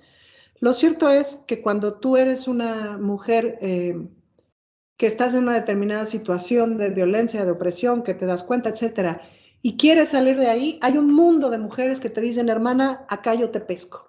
Tenemos muchos espacios a donde llegar, pero los hombres no. Los hombres justamente tienen que renunciar a todo un espacio de pertenencia para llegar a quién sabe dónde. Y esa es una de las grandes dificultades. Entonces, sí creo que debería haber iniciativas para impulsar como parte de las obligaciones del Estado espacios de contención para los hombres, ya sea espacios terapéuticos, ya sea espacios de construcción, digamos, de construcción de grupo desde otras perspectivas, de construcción de comunidad desde otra perspectiva, lejos del alcohol, etcétera, lejos de la violencia. Creo, por ejemplo, que tiene que haber programas específicos. Me dieron este dato el otro día. La mayor parte de los señores que reciben un balazo y se salvan, es muy probable que se mueran de un balazo 4 o 5 años después. Entonces, sí podemos llegar a los hombres que ya recibieron un balazo, porque los tenemos en los hospitales, ¿no? Y sí podemos llegar a ellos y decirles, a ver, hermano, ¿qué pasa si volteas ahora para otro lado? Porque lo más probable es que te vayas a morir en 4 por un balazo, porque, ¿me explico? Porque ya hay un camino ahí andado. Entonces, y hay otra cosa también como importante que creo que hay que entender. De construirse como señor o de construirse como patriarcal, pues tampoco luego requiere de muchos cursos ni nada. Lo que requiere es abandonar esta idea de la extracción. Es decir, e insisto y vuelvo de pronto como a lo que dice el presidente. Es básicamente dejar de elegir la corrupción, dejar de elegir el dominio, y ser un señor decente. El otro día que conocí a unos señores sonorenses muy simpáticos, cincuentones, sesentones, señores con su esposa, su casa, proveedores, ¿no? O sea, me cayó muy bien, bigotones, muy simpáticos. Y anduve preguntando, bueno, ¿y estos qué? ¿Son gente decente? Sí, hombre, ha sido increíble, señores de izquierda, etcétera, etcétera, ¿no? Entonces, los busqué y les dije, ustedes deberían de hablar de otros tipos de masculinidades. No, pero nunca lo hemos estudiado. ¿Cómo crees, dipuchula, no sé qué? No importa que nunca lo hayan estudiado, la han practicado. Y tienen un rol muy clásico, pero las esposas se ve que están en paz con el rol clásico, las hijas están bien, ¿me explico? Pero han elegido ser decentes. Entonces, ¿qué tuvieron que hacer para no pasársela en la cantina, para no dejar de pasar dinero a la casa, para no apostar, ¿no? ¿Qué hicieron? ¿Cuáles fueron las elecciones que fueron tomando la vida a los 20, a los 25, a los 30, etcétera? Para tener estos 60 años tan bien puestos y tan agradables, con familia que los quiere, etcétera, etcétera. Esos señores son los que deberían también de estar hablando de la masculinidad. Entonces, creo que una de las cosas que deberíamos de empezar a promover es eso. ¿Cuáles señores son decentes de los de aquí? Ah, estos dos, vénganse a platicar qué hicieron. ¿Y cuáles son las ventajas de lo que hicieron? Si se ven contentos, si están, ¿no? Si están con una pareja que les quiere, etcétera, y si los hijos les siguen viendo y los siguen respetando, etcétera, pues algo bueno hicieron. Si no le pegaron nunca a nadie, etcétera, ¿no? Pues algo bueno hicieron. Y hay que preguntarles, hay que pedirles que cuenten. Y que cuenten cómo se la han pasado en su vida sexual y en su vida amorosa, cómo les fue con el dinero, cómo les fue con el éxito. Y que cuenten cómo lo hicieron para no ser unos patanes horribles, que es lo que te exige el patriarcado. Muy bien. Esa fue la respuesta de Ana. A ver, una segunda pregunta de Mirna, de Ecosur Chetumal. Déjame decirte, Ana, que por primera vez Ecosur hizo su tendedero. Nunca había tenido un tendedero en la historia de Ecosur. Y apenas la semana pasada, antepasada, puso su primer tendedero. Dice ella, en nuestra institución realizamos una actividad de tendedero hace unas semanas y un tema común era el abuso de los niveles jerárquicos superiores hacia los niveles inferiores, que en todos los casos lo que refleja es un alto grado de clasismo social y académico.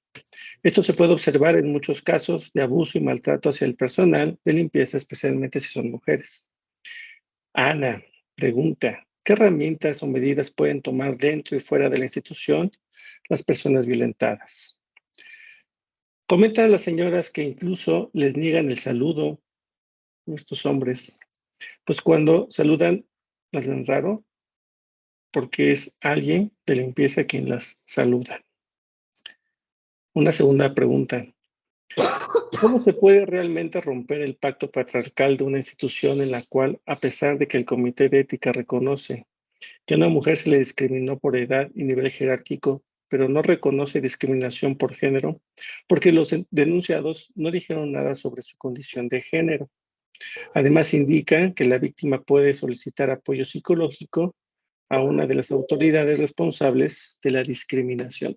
Es muy interesante porque luego discriminan por género, pero te crean otras cosas, ¿no? No fue por género, ¿no? Porque no es hábil, porque no es rápido, porque no es alto, por cualquier cosa, pero no es género. Adelante, Ana. Sí, digamos que es cierto que estamos en un momento en donde también se está utilizando o se está tomando como arma el asunto de la violencia política de género, la violencia de género, para atacar personas, ¿no? Digamos, es una buena herramienta es como un bisturí, pues, ¿no? El bisturí, pues tú lo puedes usar para curar o para matar a alguien, ¿no? Entonces, también es cierto que bajo ese pretexto, a veces es complicado entender que una cosa tiene que ver con discriminación de género, pues, ¿no? La primera pregunta que me parece que hay que hacerse para reconocer cuando algo tiene que ver con diferenciación de género es, si fuera hombre, ¿le hubiera pasado esto? Si fuera hombre, ¿le hubieran dicho esto? Si fuera hombre, ¿hubiera sufrido de esta circunstancia? ¿No? Si la respuesta no, es no, pues ahí tienen, pues, ¿no? Ahora, este es el cambio más difícil de todos, el más difícil. Y me parece que además en estos momentos en México estamos atravesando por 3 revoluciones simultáneas. La revolución de clase, la revolución étnica, por llamarle de alguna manera, y la revolución de género. Sí, quien es más moreno, quien es más mujer o afeminado, y quien es más pobre, le atropellan más. Fin. O sea, no hay ni que le buscamos. El pobre no es pobre porque quiere, pues, ¿no? Entonces, ¿a quién pueden pedir ayuda? Yo lo que les recomendaría, en principio, es que hagan bola con otras, con las otras, y que se junten, y que en la medida de sus posibilidades y que miren los riesgos alrededor y etcétera, vayan accionando juntas. Es mucho más difícil frenar a una colectividad que frenar a una sola persona. Hay muchas veces que claro que una renuncia hasta hace peleando, o sea, eliges tus batallas y dices, Ota, ¿cómo me peleo por estas 7 cosas? Y además tengo tarea, y además tengo que entregar esto, y además tengo chamba, y tengo que ir al mercado, porque, ¿no? Entonces respiras y mides y eliges tus batallas. Mi principal consejo tendría que ver con eso. En la medida de lo posible, accionen juntas. En la medida de lo posible, busquen a otras colectivas. Si tú pones colectiva feminista en tal lugar de Chiapas, te van a aparecer alguna, pues, ¿no? Y que se conecten, porque una necesita justamente ir a estos espacios para decir, a ver, me pasó esto, lo otro, no sé qué, y una compañera con la cabeza fría te puede decir, a ver, esto es tal violencia, esto es tal violencia, esto está pasando, esto no es violencia, manita, esto sí estás confundida. Esto, ¿me explico? O sea, como ir buscando las estrategias y las formas de accionar. Los tendederos son súper útiles y en algunos lugares son lo único que puedes hacer, pues, ¿no? Y en otros, pues ya tenemos que ir accediendo a otros espacios, pues. Ahorita, por ejemplo, el Poder Judicial es así es una locura, pues, ¿no? Es una locura lo patriarcal que es, lo patriarcal y cochino que es, pues, ¿no? Y no accedemos y no accedemos. Todas las escuelas se equivocan en cómo seguir los protocolos. Ninguna escuela tiene un protocolo que funcione al 100%. Y de alguna manera, si quien aplica el protocolo es compadre del maestro que están denunciando, pues ya lo veo muy difícil. En general, yo sugeriría, en la Ciudad de México es lo que sugiero, pero porque conozco a la Fiscalía de la Ciudad de México, no pasen por las autoridades escolares. Vayan directo a Fiscalía, ¿me explico? Vayan directo a denunciar a los institutos de las mujeres, que es donde realmente tienen las herramientas. Yo pienso que esa es la mejor manera, porque las autoridades escolares, pues hay de todo, no necesariamente están capacitadas, al contrario, pues, ¿no? Y hay unas que quieren y etcétera, y le están echando ganas, pero no están capacitadas y no hay, todavía no pasa. Entonces yo sí me iría derechito a las herramientas que me da la ley. Pero Muy bien, insisto, Ana. depende de las circunstancias locales, cada quien conoce, pues, ¿no? Muy bien. Pero esta recomendación, júntense, ¿no? Juntémonos para no ser tan avasallados, ¿no? Otra pregunta de Bea, dice, cuando se dedicaba más al teatro, te habla de usted, Sí. cuando se dedicaba más al teatro, ¿qué apertura se ve en las universidades para utilizar el teatro como una herramienta para concientizar sobre género entre alumnas y alumnos? Y alumnes también. Pues más o menos, el teatro es como esta cosa que a todo el mundo le encanta, pero nadie quiere pagar. Y en la larga noche neoliberal se pauperizó un montón el dinero para las artes, pues, ¿no? Se hizo todo un sistema clasista, racista, etcétera, y deshizo un montón de estructuras. Entonces, en general como que se mira bien, ¿no? O sea, si haces una buena obra de teatro en un evento de una escuela, etcétera, a todo mundo le encanta, las autoridades son felices, etcétera. A la hora que les dices lo que cuesta, porque ya ves que la gente pues tiene que comer y eso, ay, ¿cómo crees? ¡Fum! Voltean para otro lado. También las escuelas tienen sus problemas de recursos y etcétera. ¿Funciona? Bueno, mega funciona. Yo hice una función. Hay una obra que se llama La Jauría, sobre el caso de la manada en España, que fue esta chica que en las fiestas de San Fermín fue violada tumultuariamente por 6 güeyes, mismos que primero los dejaron libre, pero luego los volvieron a encerrar, etcétera, y que se dio todo este cambio legislativo del solo sí es sí, es decir, la chava nunca dijo que no, pero nunca dijo que sí, y la violaron entre 6. Y fue toda una historia tremenda que movilizó a miles de mujeres en España, etcétera. Entonces, con ese caso, hicieron una obra de teatro que está construida solamente por testimonios de los que salieron en los juicios. O sea, agarraron todos los testimonios, hicieron un recortadero, hicieron una obra de teatro y el montaje es fantástico. Entonces yo fui a ver la obra, me invitaron a ser madrina y después dije, yo tengo que mostrarle esta obra a la gente del Poder Judicial. Entonces hicimos una función especial para personal de fiscalía, de policía y de tribunales. 1000 y tantas personas en el teatro de la ciudad. Y estuvo fantástica para los dos lados, digamos. Para el elenco fue una cosa muy fuerte, ¿no? Y para las personas que estaban ahí, o sea, me acuerdo mucho de una mujer que trabaja en fiscalía que decía, es que todo el tiempo estamos revictimizando a las mujeres, porque les volvemos a preguntar y les volvemos a preguntar y etcétera. Y hay una frase que dice el personaje de ella todo el tiempo, cuando le preguntan, pero es que si estabas viendo que estaban los 5, güey, ¿por qué no te fuiste? Pero si no, todo el tiempo le hacen, digamos, esta pregunta reformulada de distintas maneras.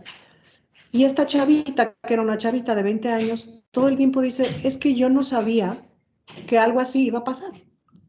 Es decir, ven, no sé si a ustedes les ha pasado que pon tú que cuando vas a estar en un choque, ¿no? Que vas en el coche, no sé qué, no sé qué, no sé qué, y si se atraviesan, no sé qué, tú no sabes lo que va a pasar.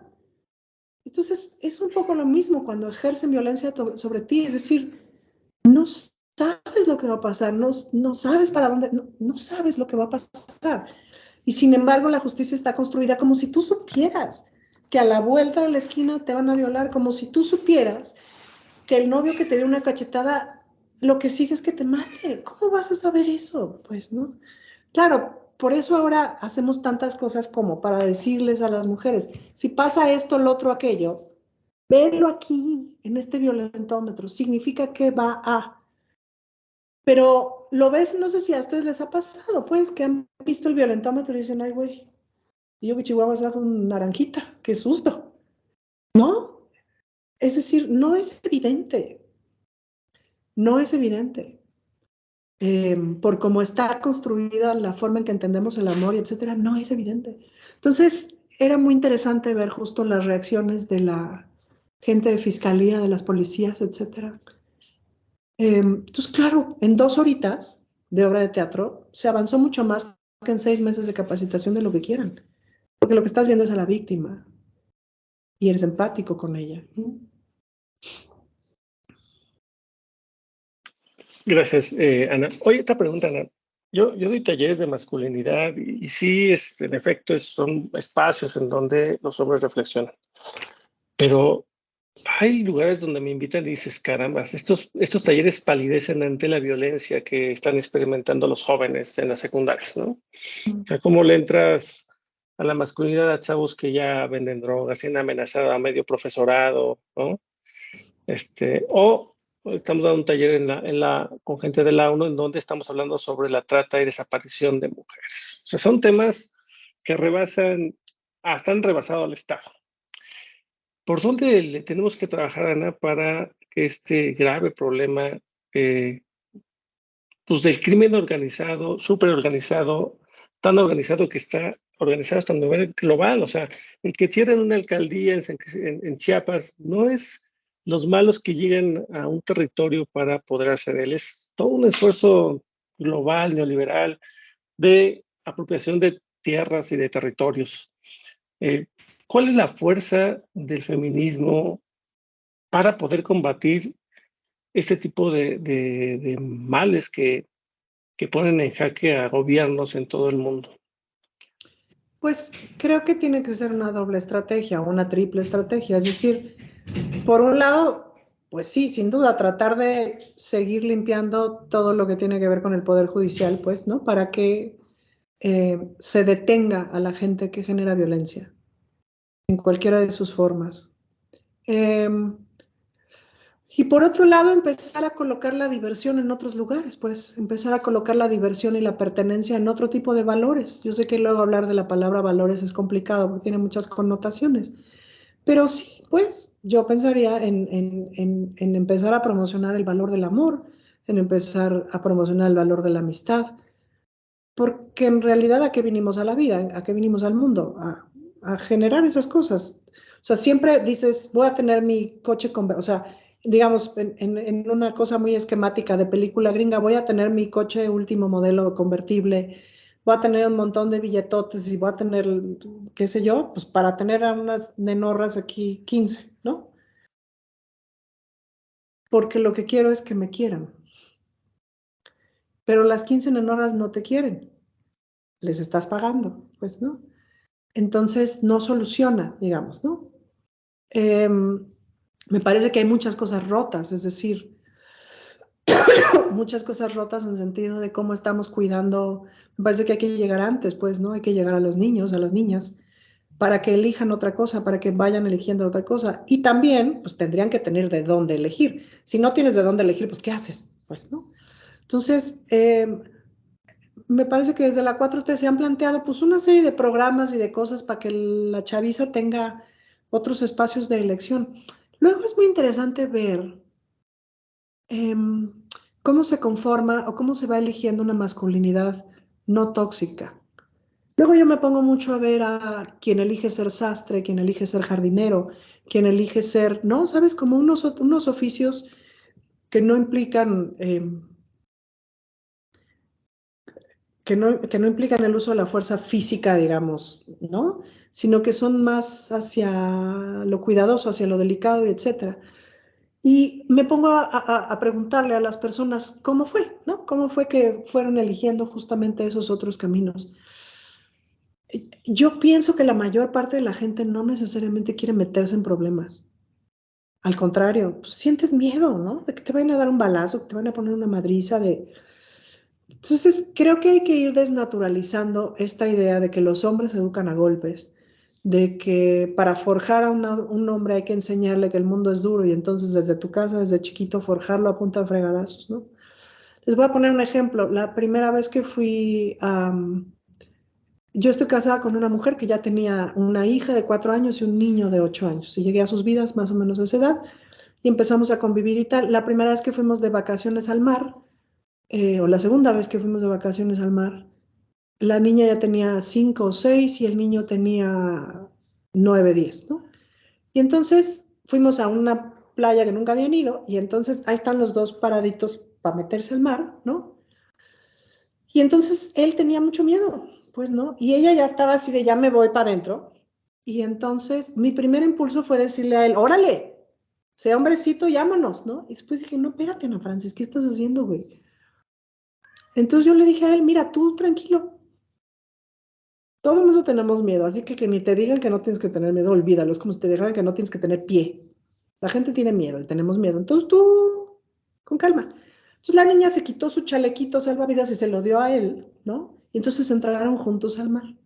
Y cuando la niña le empezó a decir, ay, miedo, eso no sé qué, dije, chut, que aquí todo el mundo tenemos miedo, así que nada de burlas y tal, ¿no? Y entonces eso lo empezamos a hacer conscientemente mi esposa y yo, como de, es buena idea educar a este señor a que está bien tener miedo y etcétera. Y ahora está resultando ser un adolescente bastante prudente. ¿Me explico? No, no se achicó, no se hizo cobarde, no se hizo, no, es un tipo bien parado, pero que sabe reconocer cuando algo le da miedo. Entonces, ¿cómo le entramos? Pues creo que está súper difícil, pero creo que hay que entrarle, pues no hay de otra más que desde el intentar convencer de las ganancias. Y también pues asegurándonos de o ir construyendo formas de gobierno que pongan opciones en la mesa, pues, ¿no? Si los chavos no tienen opciones, ¿de dónde? Pues, ¿no? Y también ir asumiendo, creo que ahí es donde en realidad radicaría el punto más importante. Ir asumiendo que el cuidado de las criaturas es un asunto colectivo. No le corresponde a las mamás y no le corresponde a las mamás y a los papás.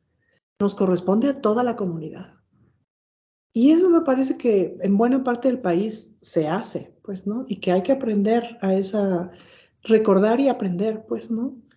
E ir entendiendo que tenemos que cuidar a los chamaquis, pues, ¿no? Gracias, Ana. Ya las dos últimas porque ya se está haciendo tarde. Oye, dice Leonardo, pues, es un poco de lo que ya platicaste, pero igual si quieres completar tu respuesta. Dice Leonardo, Chiapas está sumergido en un caos, donde para mucha gente de diferentes ideologías ha elegido la violencia como una vía de solución. Como dice mi amigo el barman, ¿para qué discutir lo que podemos arreglar a madrazos? Te pregunta, que ya lo respondiste, pero igual si quieres abundar en ella. ¿Cuál consideras que puede ser una salida a esta vorágine de violencia sin acudir a la vía punitiva y de responder a la violencia con más violencia? Considerando que esta situación se da a pesar de programas sociales, de políticas públicas que han sacado a mucha gente de la pobreza extrema. Híjole, pues, mira, hay una parte que sin duda pues desconozco porque no estoy ahí, no estoy en esos zapatos, no estoy en ese contexto.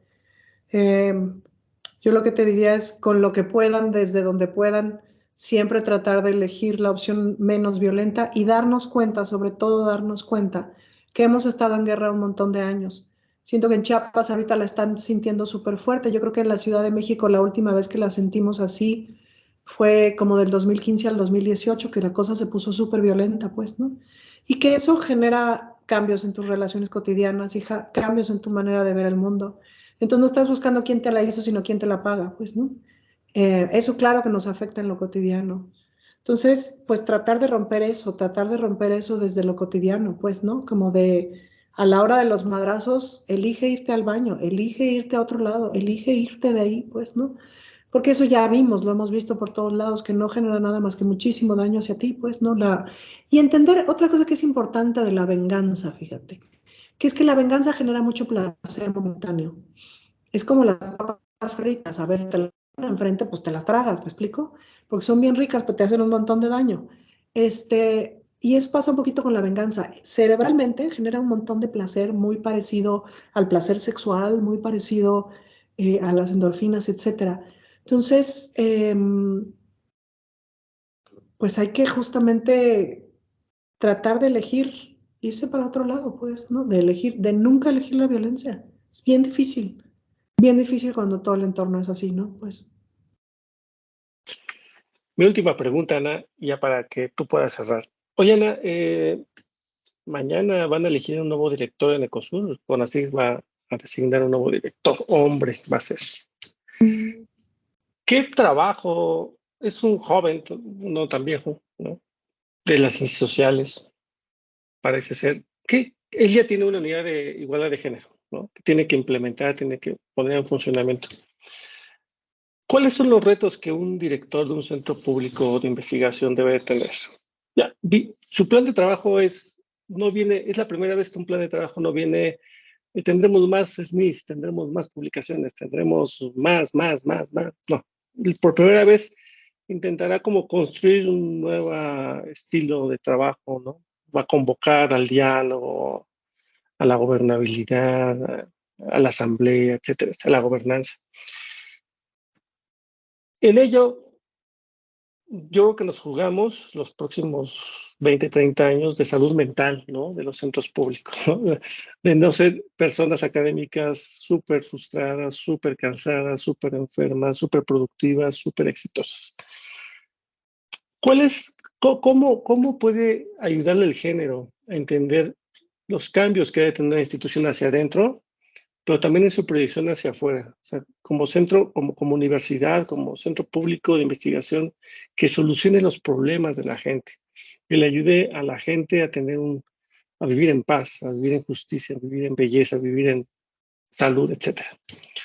¿Qué le dirías a ese hombre que va a ser mañana director? Cambio de valores en la práctica y de inmediato. Es decir, ¿a qué me refiero con cambio de valores? Que nadie trabaje más de 40 horas a la semana, poniendo por el número de horas como estándar. Que se respeten las vacaciones de todo el mundo, que tengan espacios de cuidado, que tengan, no necesariamente me refiero a espacios físicos de cuidado, aunque estaría padre tener espacios físicos de cuidado. Que miren sus reuniones también como espacios de apapacho, de ver cómo están, de entenderse cómo están, espacios en donde sean importantes las personas, espacios de autocuidado. El autocuidado también es un asunto colectivo, esto visto desde el feminismo lo hemos ido colocando, pues, ¿no? Que hablen de sus familias, de cómo están, que sea importante mirar a sus hijos crecer, que sea importante acompañarlos, que los hijos puedan estar ahí, que tengan un espacio decente, pueden poner una ludoteca que no cuesta ningún trabajo, todo el mundo se puede cooperar con juguetes, etcétera, etcétera, para que las personas que necesitan tener ahí a sus hijos mientras están resolviendo algo, terminando de trabajar, estén en un espacio cuidado. Tú no haces las mismas cosas si están tus hijos allá a un lado. ¿Me explico? Nadie hace las mismas cosas si estás conviviendo con niños y niñas. Hemos generado un mundo en donde los niños y las niñas están como arrinconados en ciertos espacios y eso no es bueno para nadie, para nadie. Nos deshumaniza, pues, ¿no?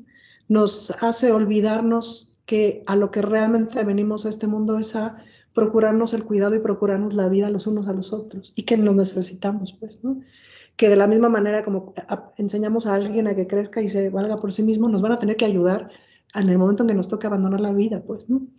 Entonces, yo me centraría en eso, en la práctica del cuidado, en que de veras ya nadie más se sienta ni explotado, ni frustrado, ni nada, en que los indicadores tengan otro, o sea, que los indicadores sean otros, pues, ¿no? Para mi equipo de trabajo, por ejemplo, uno de los indicadores que he generado es, pues, nadie me contesta el teléfono después de las 8 de la noche ni antes de las 8 de la mañana. Yo les voy a escribir porque ni modo, les tengo que escribir de pronto, ¿no? Pero nadie me contesta, pues todo el mundo tiene que tener determinado número de vacaciones al año, las mismas que yo, pues, ¿no? Y se las acomodan porque se las acomodan. Y aquí nadie va a trabajar más de 40 horas a la semana.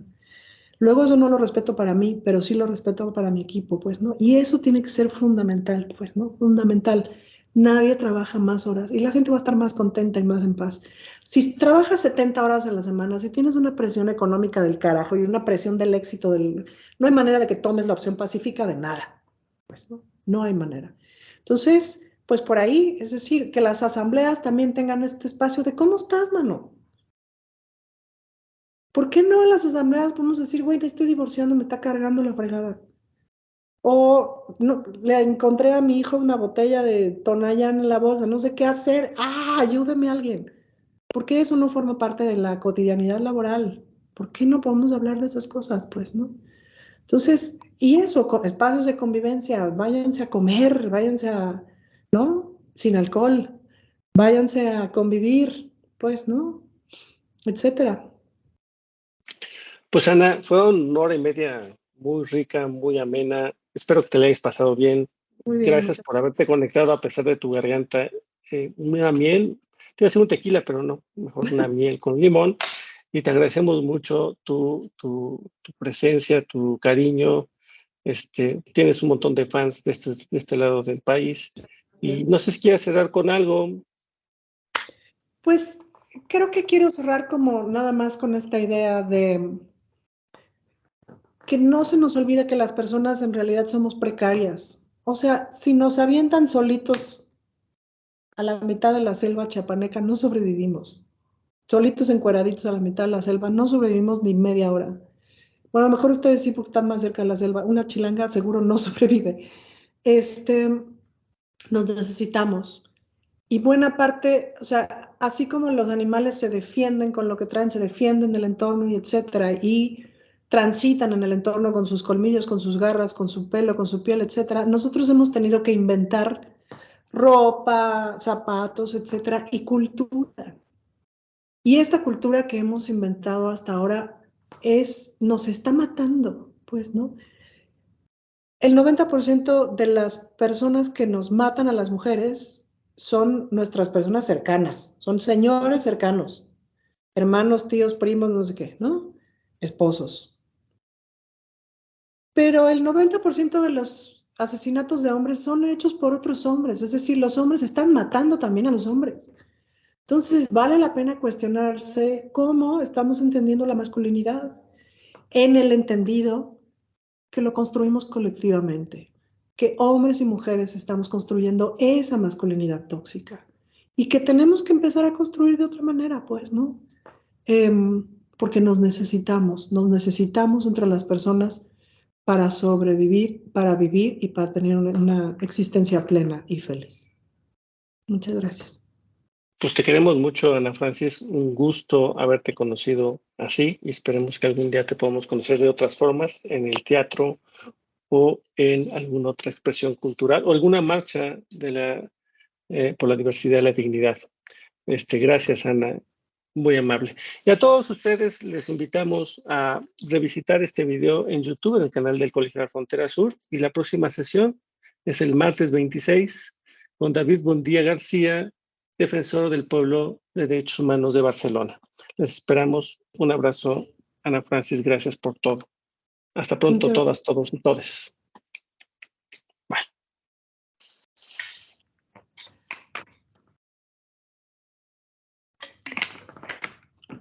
gracias, nos vemos. Gracias.